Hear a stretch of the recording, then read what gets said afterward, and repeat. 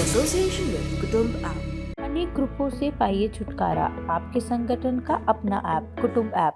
बढ़ते हैं नेता नगरी के अगले सेक्शन की तरफ, जिसका नाम है देही। आपके सवाल होते हैं और हमारे जवाब। नेता नगरी में पहला सवाल, ये सवाल बड़ा महत्वपूर्ण है और मुझे पता है कि मेरे प्रोड्यूसर इस सवाल से थंब भी बनाएंगे। थंब होता है जो वीडियो के ऊपर एक टेक्स्ट लिखा रहता है, उसको थंब बोलते हैं न्यूज रूम की भाषा में। योगी आदित्यनाथ उत्तर प्रदेश के मुख्यमंत्री हैं। चर्चित और जो विपक्षी हैं उनके लिए विवादित और जो समर्थक हैं उनके लिए बड़े प्रिय नेता हैं। उनका हमने इंटरव्यू किया। ये इंटरव्यू 10 तारीख को रिकॉर्ड हुआ। आपको पता है कि हमारा कार्यक्रम जमघट पहले 9 तारीख को होना था, फिर ओमिक्रॉन को देखते हुए हमने, चूंकि उसमें प्रदेश भर से युवाओं को जुटना था, हमें लगा कि ये सुरक्षित नहीं होगा, तो हमने उसका स्वरूप बदल दिया कि 1-on-1 इंटरव्यू होंगे। 10 तारीख को ये इंटरव्यू हुआ, जो कि 13 तारीख को रिलीज हुआ। उसके पहले 12 तारीख को इसका ट्रेलर रिलीज हुआ। तो ट्रेलर में हमारे साथी रजत ने कुछ टीजर बनाए सवालों के, कुछ रिएक्शंस के, और ट्रेलर में वो सारे सवाल जो पूछे गए। इसके बाद से एक सोशल मीडिया पर प्रत्याशाओं का दौर चल पड़ा। जो योगी आदित्यनाथ के समर्थक हैं वो अपने अपने ढंग से इसको शेयर कर रहे थे, और जो उनके विरोधी हैं या जो और ऑब्जर्वर हैं, समर्थक विरोधी से इतर, उनके बीच भी एक बज क्रिएट हो गया कि भाई इस इंटरव्यू का तो इंतजार है, 13 तारीख को 5 बजे देखना होगा ये को। अब जो इंटरव्यू रिलीज हुआ है तो अब तक इसको लाखों लोग देख चुके हैं। हजारों की संख्या में इस पे कमेंट्स आ चुके हैं। कमेंट्स सिर्फ वीडियो के कमेंट बॉक्स में नहीं आ रहे हैं, मेरे सोशल मीडिया के पेजेस पर भी आ रहे हैं। और ये जो कमेंट्स हैं ये भयानक पोलराइज्ड हैं, वेरी गुड से वेरी बैड के बीच ये रेंज कर रहे हैं। और इनबॉक्स में भी जो कमेंट आ रहे हैं ये भी ऐसे हैं। 2 मेरे प्रोफेसर मित्र हैं, दोनों देश दुनिया के बड़े प्रतिष्ठित इंस्टीट्यूशंस में पढ़ाते हैं, और इत्तेफाक रहा कि दोनों का कमेंट 15-20 सेकंड के गैप पर आया। एक प्रोफेसर मित्र ने लिखा, I am very disappointed with the interview, तुमने एक सॉफ्ट ओवर डाला। दूसरे प्रोफेसर ने लिखा कि वेरी इंटरेस्टिंग इंटरव्यू, और तुमने जो एक मकसद होता है इंटरव्यूअर का कि सामने वाले के सब एस्पेक्ट्स और उसका लॉजिक सिस्टम बाहर आए, उसको एक्सट्रैक्ट करने में मदद की। तो ये अभी पिछले 24 घंटे में मेरे साथ हो रहा है। और ये भूमिका मैं इसलिए बांध रहा हूं क्योंकि जो पहला सवाल है वो दीपक दास का सवाल है। जमघट पर सीएम योगी आदित्यनाथ का इंटरव्यू देखा, बहुत अच्छी बातचीत थी, लेकिन corona management, freedom of speech और बेरोजगारी पर मुझे आपकी तैयारी और सवाल कमजोर लगे। कुछ दिन पहले निखिल ने शो में बेरोजगारी पर आंकड़े दिखाए थे, आप उन आंकड़ों को सामने रख सकते थे। ये दीपक दास का सवाल एक उदाहरण है। अगर मैं इस पे सवाल लूंगा तो मैं कई दिनों तक लगातार लाइव कर सकता हूं, पर एक सवाल ताकि प्रतिनिधि बात हो जाए। देखिए, मेरे पास एक इंटरव्यूअर के तौर पे 2 विकल्प थे। एक विकल्प ये था कि वो, मैं मान लीजिए उनसे कोई सवाल पूछूं, वो लॉ एंड ऑर्डर पे सवाल हो सकता है, वो बेरोजगारी पे सवाल हो सकता है, वो कोविड मैनेजमेंट पे सवाल, ये सारे पूछे गए, और उस पे वो जो जवाब दें उनको लगातार काउंटर किया जाए, है ना। क्रॉस क्वेश्चन, जैसे लॉ एंड ऑर्डर पे सवाल पूछा तो उन्होंने कहा हमने ये किया वो किया, फिर उनसे हाथरस पे पूछा गया, उनसे गोरखपुर की घटना पे तो उन्होंने कहा हमने कार्रवाई की, लखीमपुर खीरी वाले पे भी की। अब अगर आप एक ही सवाल पे या एक एस्पेक्ट पे लगातार क्रॉस क्वेश्चन करते हैं तो इसमें होता क्या है कि आप, चूंकि वो मुख्यमंत्री रहे, उनकी 5 साल की जवाबदेही है, बहुत सारे विषय हैं, बहुत, मतलब आप को मैं एक अंदर की बात बताऊं, मैं इंटरव्यू करके उठा तो मुझे 2 रिएक्शन मिली इमीडिएटली।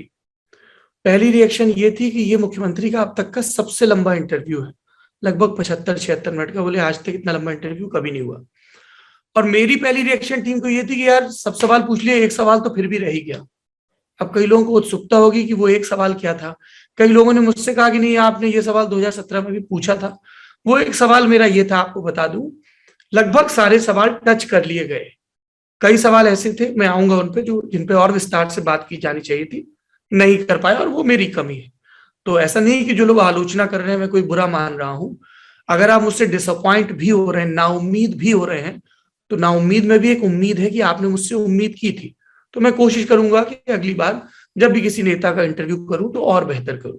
तो वो एक सवाल ये था कि एक यहाँ पे ब्यूरोक्रेसी का और पॉलिटिशियंस का एक वर्ग है जो लगातार योगी आदित्यनाथ के बारे में ये प्रचारित करता है कि वो क्षत्रियों के नेता हैं। एक टर्म यहाँ चलता है टी सीरीज, तो ये लेवल उन पे चस्पा करने की कोशिश होती है। उनके समर्थक हैं जो कहते हैं कि ये लेवल गलत है पूरी तरह से, और फिर वो भी तमाम उदाहरण देते हैं।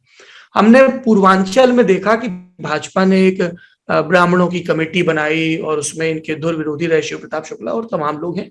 तो ये एक सवाल मैं उनसे पूछना चाहता था जो वहां पे रह गया।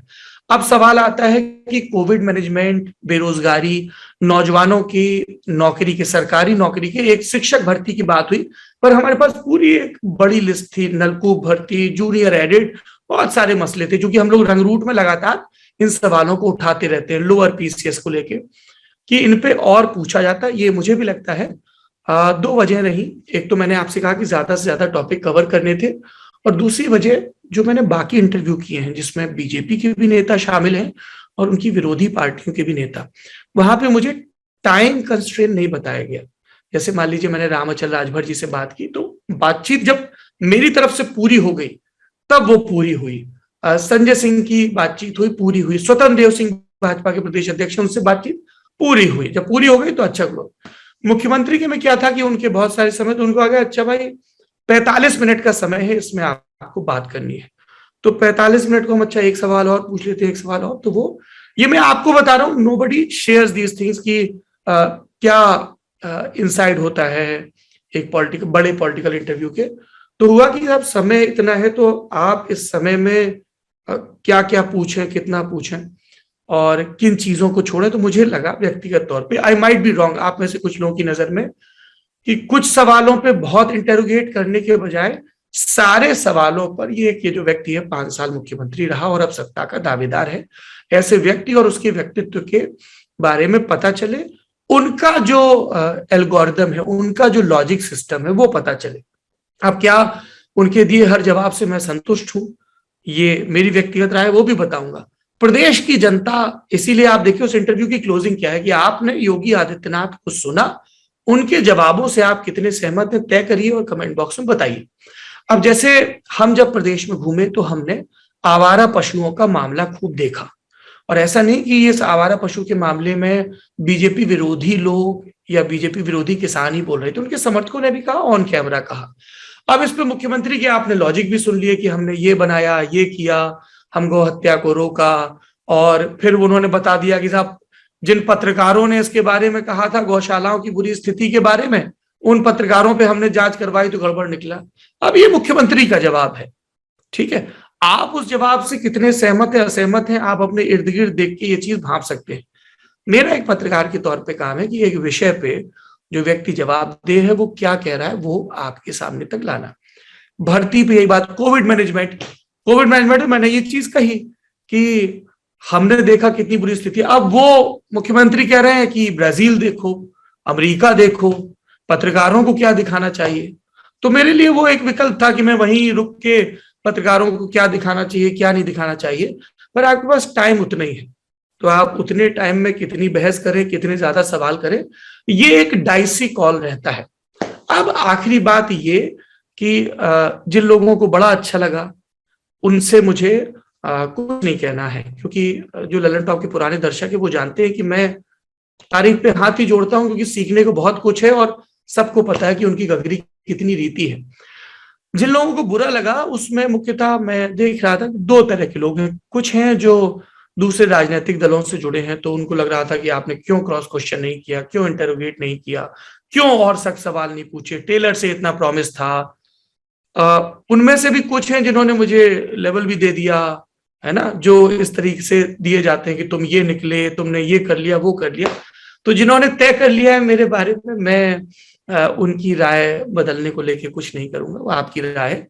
वैसे ही जैसे मैं नेताओं की राय बदलने के लिए इंटरव्यू नहीं करता हूँ, उनकी राय जानने के लिए, और कई बार मुझे लगता है कि ये राय स्पष्ट ढंग से नहीं आ रही तब क्रॉस क्वेश्चन करता हूँ। जैसे संजय सिंह का इंटरव्यू अपलोड हुआ तो कई लोगों ने कमेंट में कुछ एक जगह लिखा कि इनका तो क्रॉस क्वेश्चन कर रहे हो। तो एक तो मैंने आपको टाइम कंस्ट्रेंट बताया, दूसरा मुझे लगा कि अच्छा इस पे क्लैरिटी नहीं आ पाई तो और बता दीजिए। आप पिछले भी इंटरव्यू देखेंगे हिमंत बिश्व शर्मा का, भूपेश बघेल का, मनोज तिवारी का, तो मुझे उनका व्यू पॉइंट समझना है। मेरा व्यू पॉइंट क्या है वो लल्लन टॉप पे लगातार आता रहता है। लेकिन कई लोगों ने कहा कि जैसे दीपक दास जी ने कहा कि इस विषय पे और बात होनी चाहिए। मैं आपसे सर पूरी तरह से सहमत हूँ।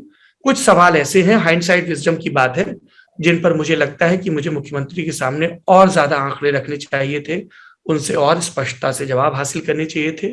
आप लोगों की आलोचना सर माथे है। मैं कोशिश करूंगा कि अगले इंटरव्यू में और ज्यादा तैयारियों के साथ जाऊं और आप लोगों की उम्मीद पे खरा उतरूं। लेसन है, लर्न कर लिया है, और कोशिश रहेगी कि इसको आगे बढ़ाया जाए। तो आप में से जिन लोगों ने क्रिटिसिज्म किया, उनको बहुत धन्यवाद कि उन्होंने मेरी कमियों की तरफ ध्यान दिलाया। आप ध्यान दिलाते रहिए। एक चीज बड़ी दिलचस्प लगी, और इसको आत्ममुग्धता की कैटेगरी में न डाला जाए। मैंने अरसे बाद एक इंटरव्यू के लिए इतना बज़ और उस पर इतनी पोलराइज्ड रिएक्शंस देखी हैं, बहुत तारीफ वाली भी और बहुत बुराई वाली भी। ये मेरे लिए एक बड़ा आश्वस्ति की चीज है, उम्मीद की चीज है कि पॉलिटिकल कंटेंट को इतने पोलराइज टाइम में, जब सोशल मीडिया पे बहुत सारे लोगों ने पाला चुन रखा है, उससे इतर भी पॉलिटिकल कंटेंट को इतना देखा जा रहा है, और हर पक्ष के लोग, दक्षिण पंथ, वाम पंथ, मध्य पंथ, उनको ये उम्मीद है या ना उम्मीदी भी हुई है कि लल्लन टॉप ने ऐसा क्यों किया या लल्लन टॉप ने ऐसा क्यों नहीं किया। मैं आपको भरोसा दिलाना चाहता हूं कि आपने जिन कमियों की तरफ संकेत दिलाया, जो हमें अपनी सीमित समझ में जायज लगी, हम उन पर लगातार काम करेंगे और कोशिश करेंगे कि और बेहतर काम कर सकें और बेहतर पॉलिटिकल इंटरव्यू कर सकें। जमघट पे आप रोजाना शाम को 5 बजे पॉलिटिकल इंटरव्यू देखेंगे। ऐसे 7, 8, 10 हम लॉन्ग फॉर्म इंटरव्यू कर रहे हैं। उसके पीछे मकसद भी यही रहता है कि ये जो सत्ता के दावेदार हैं, अलग अलग विषयों पर इनके विचार और इनकी अपनी जर्नी जानी जाए, ताकि जब आप चुनने जाएं, जब आप इनको मंचों पर देखें, इश्तिहारों में देखें, तो आप इनके बारे में इन्फॉर्म चॉइस बना सकें। लल्लन टॉप के लिए, सौरभ द्विवेदी के लिए आप अपनी आलोचना और अपनी सजग निगाह ऐसे ही बना के रखिए। अगर आपको कोई चीज गड़बड़ लग रही है तो संसदीय भाषा में आप मुझे लगातार मेरी कमियां बताइए, मैं लगातार उसको सुधारूंगा। और अगर आप मुझसे पूछे मुझे ये इंटरव्यू कैसा लगा, तो मुझे अपना कोई भी काम उस काम के होने के बाद पसंद नहीं आता। मेरी टीम हंसती भी है। ऐसा मीम चलता है इंटरनली कि सौरभ द्विवेदी की तो परमानेंट टोन होती है, कमियां बताइए। और इस बार आपने हजारों की संख्या में कमियां और तारीफें भेजी हैं, मैं उसको प्रोसेस कर रहा हूं। उम्मीद करता हूं कि अगली दफा आपको कुछ कम निराशा हो। अगले सवाल की तरफ बढ़ते हैं। सचिन कोटवाल का सवाल है, पंजाब में पीएम मोदी की सुरक्षा में चूक, घटना को 10 दिन होने वाले हैं, अभी तक नहीं पता चला घटना क्यों हुई, कैसे हुई। सरकारें और पार्टियां एक दूसरे पर भरोसा नहीं कर रही, या ये भरोसा कम हुआ है। यही वजह है कि हर बड़ी घटना से जुड़ा मामला कोर्ट पहुंच जाता है। मामले में कोर्ट ने जांच समिति बनाई है, लेकिन क्या इस जांच समिति का अध्यक्ष पुलिस या सेना के किसी बड़े अधिकारी को नहीं होना चाहिए था? सचिन जी, मुझे लगता है कि कई बार जब न्यायमूर्तियों को या रिटायर्ड न्यायमूर्तियों को अध्यक्ष बनाया जाता है, तो उसके पीछे 2 वजहें होती हैं। एक कि जब ये न्यायमूर्ति के पद पर बैठे थे, तब इन्होंने एक अलम उठाया था, एक कसम खाई थी कि ये निष्पक्षता के साथ, ऑब्जेक्टिविटी के साथ सारे उपलब्ध साक्ष्यों की विवेचना करेंगे। तो उनकी ट्रेनिंग होती है इस तरह की सुनवाइयों की और निष्कर्ष पर पहुंचने की, सब दलीलों को सुनने के बाद। इसीलिए आप देखिए, इस तरह की जो भी जांच कमीशन है, हमेशा रिटायर्ड न्यायविदों को या कई बार जो सर्विंग है उनको जांच सौंपी जाती है। और ये कमीशन इस तरह के पुलिस के, सेना के, सुरक्षा से जुड़े लोगों को बुला सकता है, उनकी राय जान सकता है।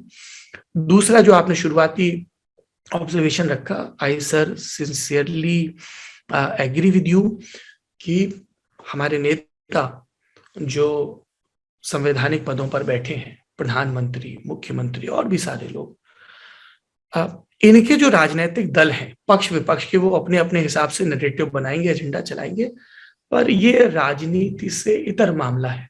इस देश ने एक प्रधानमंत्री को सर्व करते हुए और एक प्रधानमंत्री को सर्व करने के बाद खोया है इस तरह के हमलों में।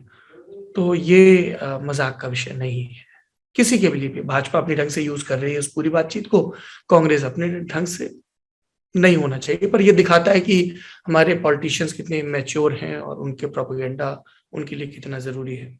सचित, क्या आपको लगता है ब्राह्मण समुदाय में असंतोष और ओबीसी नेता स्वामी प्रसाद मौर्य के हालिया इस्तीफे से यूपी में बीजेपी की संभावनाओं को खतरा हो सकता है? हम लोगों ने यूपी वाले सेक्शन में विस्तार से बात की है और बाकी फील्ड पे जाऊंगा, आप लोगों से बात करूंगा तो और इस पे जवाब आएगा। पर एक हलचल तो मची है, बीजेपी बैकफुट पर तो है। हमारे साथी आशीष ने भी ये बात कही थी। शिवानी का सवाल, 5 राज्यों में चुनाव की घोषणा के दौरान मुख्य चुनाव आयुक्त ने मीडिया से कहा आप हमारे मित्र हैं, आपके अनुसार चुनाव के दौरान मीडिया क्या भूमिका होनी चाहिए? बिल्कुल, चुनाव आयोग और मीडिया मित्र है, मैं ये मानता हूं।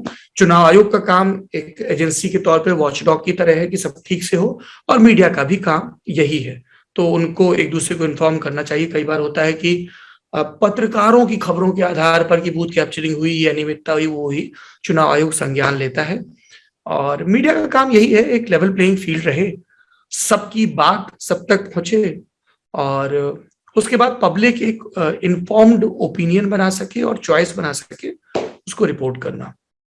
सुधांशु का सवाल, सरकारी स्कूलों पर सरकार पैसा बहुत खर्च कर रही, कुछ की हालत ठीक हुई, कुछ प्राइवेट स्कूल जो अच्छी शिक्षा देते हैं, ऐसे में धार्मिक शिक्षा के लिए मदरसों या किसी और धर्म की तरफ से चलाए जाने वाले स्कूलों की क्या जरूरत है? क्या ऐसा नहीं हो सकता कि सरकारी स्कूलों में ही बाकी विषयों को पढ़ाने के साथ कुछ समय धर्म के बारे में भी पढ़ाया बताया जाए? No sir, I disagree. मुझे नहीं लगता है कि किसी स्कूल में धर्म के बारे में कुछ भी पढ़ाया जाना चाहिए। धर्म आपका व्यक्तिगत मामला है, आपको अगर लगता है, आपके परिवार को लगता है, तो आप अपने घर में उसके बारे में जानिए, बड़े हो जाइए, व्यक्तिगत रूप से जानिए सब धर्मों के बारे में, जिस धर्म में आप पैदा हुए, और बाकी धर्म भी हैं। स्कूलों में विज्ञान की, इतिहास की, संस्कृति की, समाज की, इन सब की शिक्षा दी जानी चाहिए। धर्म की आप एक प्राथमिक चीजें बता दो, बेसिक, कि भाई इस धर्म में ये, इस धर्म में ये, उनकी अच्छी अच्छी चीजें, बेसिक एक एलिमेंट्री कोर्स। धार्मिक शिक्षा के लिए स्कूल नहीं है, धर्म व्यक्तिगत विषय है। ऋषभ गुप्ता का सवाल, साइंसकारी दोबारा कब शुरू कर रहे हैं? एक नए शो की भी शुरुआत कर सकते हैं जिसका नाम युवा रख सकते हैं, युवाओं को काउंसलिंग करें, बताएं किस स्ट्रीम में क्या ऑप्शन है। साइंसकारी इस हफ्ते एपिसोड आएगा, आयुष काम पे लग गए हैं। पिग ट्रांसप्लांट, पिग मतलब सुअर का दिल इंसान के दिल में लगा दिया गया, इस पे बड़ी चर्चा हुई, तो विस्तार से आयुष ने बताया है, मेरे पास उसका टेक्स्ट आ चुका है, इसलिए आपको इन्फॉर्म कर पा रहा हूं। और युवा, आपने कहा हम लोग जो रंगरूट को एक डेली प्रोग्राम में कन्वर्ट करेंगे विधानसभा चुनाव के बाद, तो उसमें यही सब रहेगा। सिर्फ कौन सी सरकारी भर्तियां रुकी हैं या कौन सा रिजल्ट रुका है, इस पे बात नहीं होगी। करियर काउंसलिंग और इन सब चीजों पर भी विस्तार से बात होगी। आज का जवाबदेही यहीं पर खत्म होता है। सवाल पूछते रहिए, हमें अपने आप को निहारने में एक आलोचनात्मक दृष्टि से मदद मिलती है।